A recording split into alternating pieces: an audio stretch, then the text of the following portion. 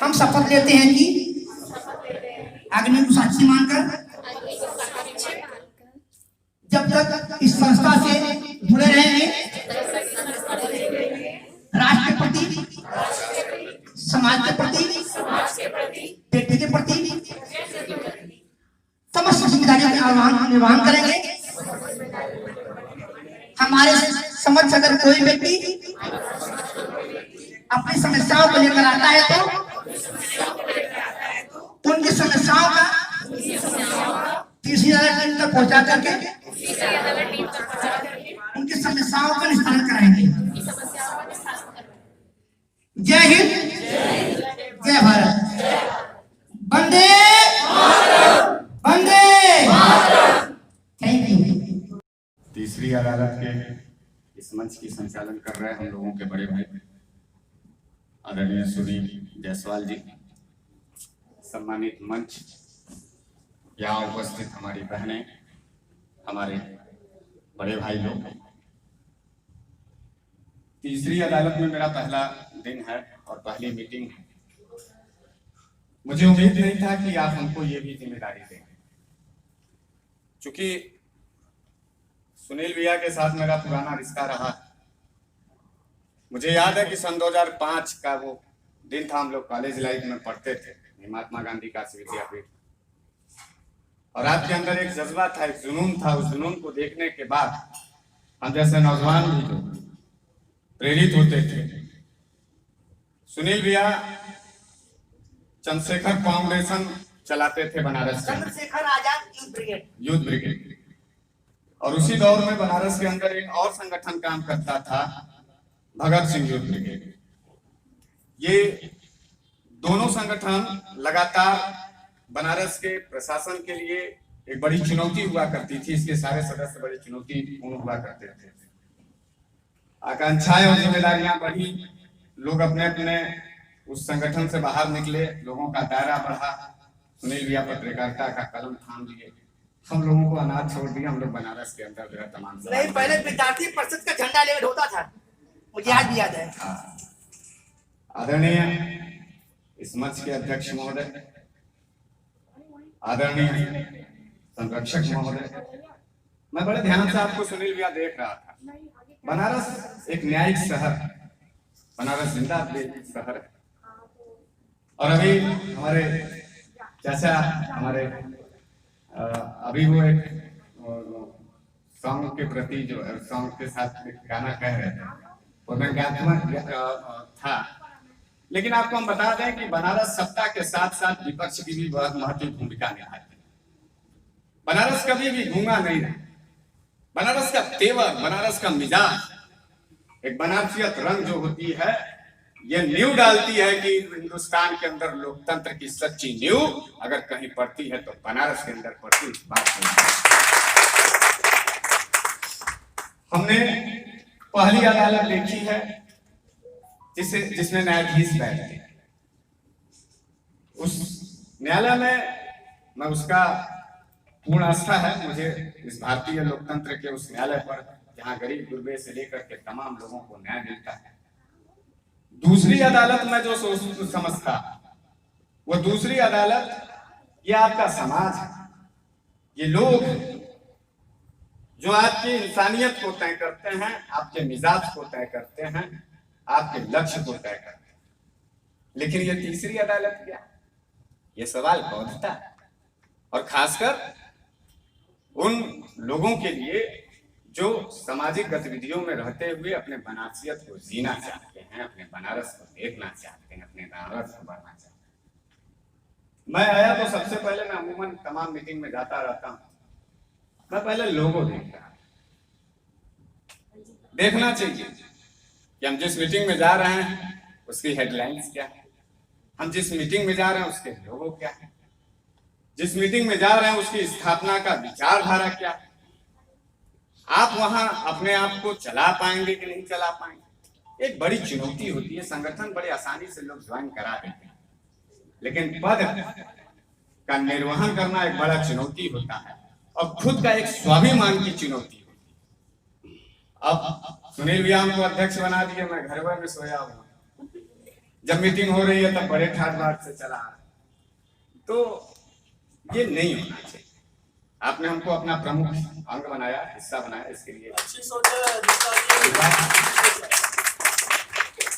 तीसरी अदालत मेरे हिसाब से, मेरे मन मिजाज से क्या कहती है, आप सभी लोगों का, ओजस्वी और तेजस्वी लोगों का ये जो संगम है बनारस के सर्जनी पे, जानवी होटल है, भाई साहब का होटल है। मैं यही इन्हीं का पड़ोसी हूँ, इसी विद्यापीठ में रहता है। इत्तेफाक से यहाँ 2 बार का जो सभासदी का मामला है वो आप ही के इस छोटे भाई के पास है। लगातार हम लोग काम करते हैं। तीसरी अदालत आपके मिजाज का है, आपके इंसानियत का है, आपके हृदय का है, आपके जज्बात का है, आपके तेवर का है और आपके बनारस का है। मैंने यही समझा, मैं इतना देर तक आप लोगों को सुन रहा था, मैंने ये देखा कि असली बनारसियत को ही तीसरी अदालत का एक दमका देना चाहिए, जिसमें आपके भी सहयोग की जरूरत है, हमारे भी सहयोग की जरूरत है। सरकारें आती रहती हैं, सरकारें बनती रहती हैं, सरकारें जाती रहती हैं, तमाम लोग अधिकारी आते रहते हैं, जाते रहते हैं, तमाम दमन भी होते हैं, तमाम लोग अपने विचारधाराओं को जबरदस्ती थोपते रहते हैं। ऐसा नहीं होना चाहिए। इस तीसरी अदालत की जो स्थापना की गई, मुझे ये लगा, मैं जहां तक सोच पा रहा कि इस अदालत का नाम बड़े मार्मिकता के साथ रखा गया, एक बड़ी सोच के साथ रखी गई। और यहाँ जो हमारे बीच में, हमारे इस मंच पर बैठे हमारे संरक्षक महोदय हैं, आप सभी लोगों की भी जिम्मेदारी बड़ी महत्वपूर्ण है, बड़ा महत्वपूर्ण है। ये गैर बात है कि हम लोग उस लक्ष्य को प्राप्त कर पाए या न कर पाए, लेकिन यहाँ ओजस्वी साथी जितने लोग मौजूद हैं, मुझे उनके चेहरों को देखने के बाद, उनके नजरों में, उनके तेवर को देखने के बाद यह महसूस होता है कि बाबा विश्वनाथ के नगरी में अगर कहीं और पूरे भारत के अंदर तीसरी अदालत का अगर गठन हो सकता था तो बाबा विश्वनाथ के नगरी में हो सकता था। मैं धन्यवाद देना चाहता हूँ सुनील भैया, आपके इस विचार, धन्यवाद आपके विचार को कि आपने तीसरी अदालत का गठन किया। जो जिम्मेदारी आपने दिया है, हम भरसक कोशिश करेंगे। तमाम हमारे ऊपर लगातार मैं आंदोलनों में रहता हूँ, बनारस के तमाम, और खासकर मैं थोड़ा विपक्ष में ज्यादा, मैंने आज तक कभी भी सत्ता पक्ष की राजनीति, मैं सदन नहीं जाना चाहता, मैं विपक्ष में रह करके, सड़क पर रह करके आम जनता की आवाज पर लड़ता हूँ। मैं जो वहां काम कर रहा हूँ वही काम और वही उद्देश्य आपके तीसरी अदालत का है, हेल्पिंग हैंड का है। मुझे इतने ढेर सारे मेरे परिवार के लोग मिले, इसलिए मैं तीसरी अदालत का धन्यवाद देना चाहता हूँ। मेरी बहनें मिली, मेरे बड़े भाई मिले, मेरे चाचा मिले, एक बड़ा परिवार आपने दिया। अपने जीवन में सुनील भैया कुछ दिया नहीं था, आज ही सबसे पहला गिफ्ट था ये तीसरी अदालत। अपने जज्बात के साथ आपके इस विचारधारा में काम करूंगा। बनारस के जिंदा दिली को बरकरार रखते हुए बाबा विश्वनाथ के आशीर्वाद के तहत तीसरी अदालत की स्थापना का जो यह अनुपम संगम है, इसके बाद मैं काम करूंगा। उत्तर प्रदेश के साथ साथ पूरे देश के अंदर ये कोशिश करूंगा कि तीसरी अदालत की धमक संसद और सदन तक जाए और ये देखे कि बनारस का जो गठन करता है तीसरी अदालत, वो तीसरी अदालत की तरफ लोगों का विश्वास हो, लोगों का नजर इस कदर जाए कि अब कहीं न्याय नहीं मिल रहा है, चलो तीसरी अदालत की तरफ। आई हुई महिला टीम और साथ में पुरुष टीम जो भी है, सबका बहुत बहुत आभार जो आपने यहाँ आकर के इस मीटिंग को सक्सेसफुल बनाया। और आज हमारे जितने भी पदाधिकारी चुने गए हैं, सबको बहुत बहुत शुभकामनाएं। और हम लोग एज अ टीम अब काम करेंगे। जब जिसको किसी भी टीम की जरूरत पड़ेगी तो हम लोग हमेशा खड़े रहेंगे उसके लिए। इसके साथ ही एक बात कहनी थी आपसे, एक बहुत बड़ी चूक हुई है। हमारे बीच में ज्योति खन्ना जी हैं, आप लोग क्यों छोड़ ज्योति खन्ना जी को मैं अपनी टीम में ले चुका हूँ। उनकी घोषणा पहले की जा चुकी है। अच्छा, अभी लोग आने से पहले बिल्कुल साइलेंट में चल रहा था। हाँ, सीक्रेट है, तो एक बड़ा टास्क दिया गया। हाँ, चलिए ठीक है, फिर आपका स्वागत है हमारी टीम में। हम लोग पूरी कोशिश करेंगे कि सब लोग मिलजुल के काम करें और बाकी में किसी अदालत और हेल्पिंग हैंड्स को उन सभी संस्थाओं से ऊपर लेकर के जाएं जो जिनका रजिस्ट्रेशन आज से कई सालों पहले हुआ है और एक दो काम करने के बाद लोग बैठ जाते हैं। और हम लोगों का भी बैठना नहीं है, चलते रहना है निरंतर। नहीं सभी को मेरा प्रणाम। तीसरी अदालत यानी शिव का तीसरा नेतृत्व, अंतिम फैसला यही होगा। हम इस विचारधारा के साथ यहाँ पढ़े, सबसे अच्छा रहेगा। सभी पदाधिकारी जो कहते हैं ना, एक बात जिम्मेदारियां दी नहीं जाती, जिम्मेदारियां ली जाती हैं। जिन्होंने जिम्मेदारियां ली हैं वो अपने आप को सक्षम और मजबूत समझते होंगे, तभी इन्होंने लिया हुआ है। निर्माण करेंगे ईमानदारी से, सब सारे सपने पूरे हो जाएंगे। इसके बाद ये पहला फाउंडेशन, पहली ईंट है। ऐसा नहीं कि हमारा इमारत बना है, इसके ऊपर जितना हम रखते जाएंगे वो हमारी ईमानदार कोशिश का ये नतीजा होगा। धन्यवाद। धन्यवाद। तो हमारे बड़े कर्तव्य हो जाते हैं कि हम अपने लिए काम करें, अपने समाज के लिए काम करें, अपने माता पिता के लिए काम करें। और जब हम सारे लोग, क्योंकि जानवर तो सभी जीते हैं, जब हम अपने समाज के लिए काम करते हैं, अपने माता पिता के लिए काम करते हैं, अपने बुजुर्गों के लिए काम करते हैं, तब हम जाके मनुष्य का जो जन्म होता है उसको पूरा करते हैं। और आदरणीय सुनील जी को बहुत बहुत धन्यवाद देते हैं कि वो हम लोग को संरक्षक मंडल में इतनी बड़ी, तो हमारे बड़े कर्तव्य हो जाते हैं कि हम अपने लिए काम करें, अपने समाज के लिए काम करें, अपने माता पिता के लिए काम करें।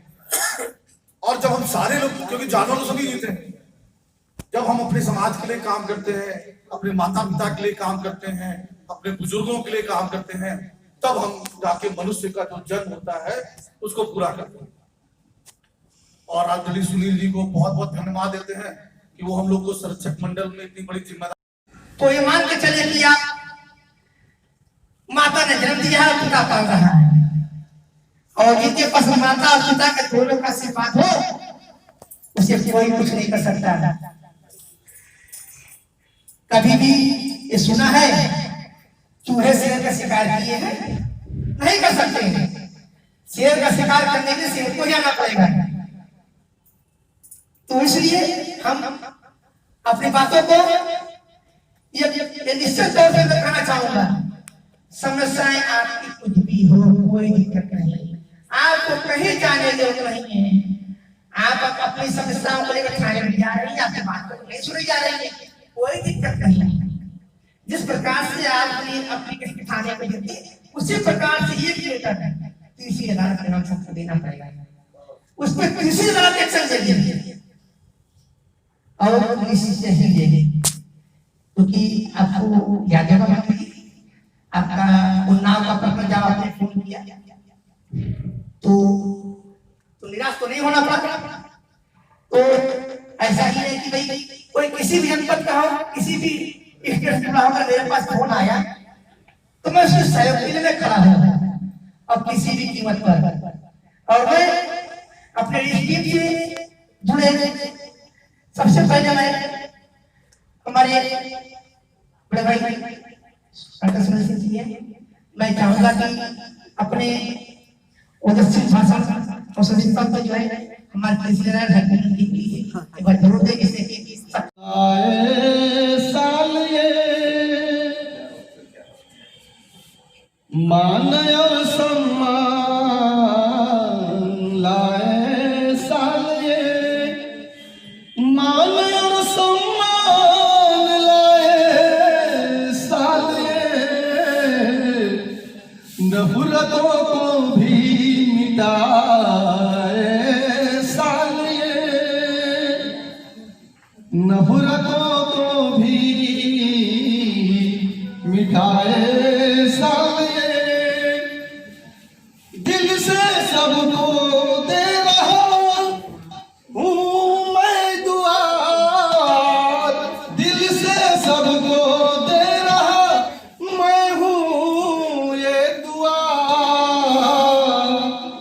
एक नई उम्मीद लाए, साल ये मान और सम्मान लाए, साल ये। सर ये भी ले सर, ये भी पहना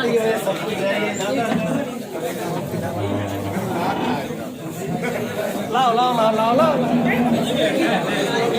एक पेन के देना भैया, एक